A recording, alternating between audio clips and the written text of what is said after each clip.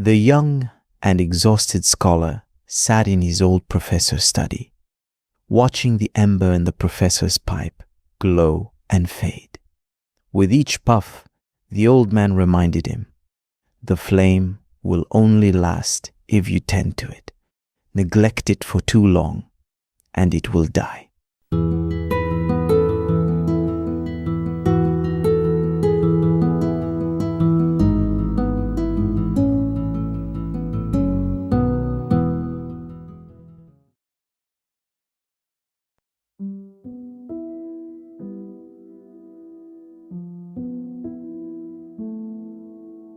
The scholar's study smelled of leather, dust, and tobacco. Books crowded every wall, their spines leaning against one another like weary colleagues at the end of a long day.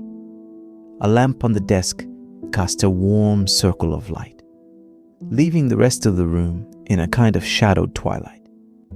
The student sat stiffly in the chair opposite, hat in hand, his eyes on the floor. He had come to speak of his work, or his lack of it. For months, his dissertation draft had faltered. Ideas came, then fizzled. Each morning, he rose with determination, and each evening, he retired defeated. The old professor didn't speak right away. He tamped the bowl of his pipe with a practiced thumb, then drew on it until the ember flared. The smoke curled upward, thin ribbons dissolving into the lamplight. Only then did he say, "You've come to tell me you're thinking of giving up." The student shifted uncomfortably, not giving up, just wondering whether the work is worth it.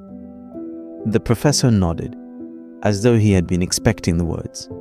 He puffed again, the ember glowing, then set the pipe down on the tray beside him. They sat in silence. The ember dulled, then dimmed further still. After a half minute, the professor picked up the pipe once more. He drew in a long breath, and the bowl glowed red again. He exhaled a soft cloud of smoke, then gestured toward it. "Do you see?" The student frowned. "See what?" "If I leave it untended," the professor said, "it dies. 30 seconds, a minute at most. Neglect is enough to extinguish it, but with steady attention, it burns as long as I wish." He leaned forward, his eyes searching the younger man's. "Your studies are no different. There are hours when the flame is there, when the words come, when the mind is alive. Do not delay in those moments. Run while the fire burns, because you cannot know how long it will last. If you wait, it will leave you, and the darkness will return." The student said nothing. He watched the glow fade, then flare again as the professor drew another puff.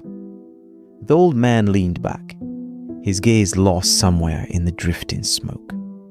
At last, the student rose to go. He thanked the professor quietly and let himself out. The corridor outside was colder, dimmer, the hush of the building pressing close. In the study, behind the closed door, the ember still flickered,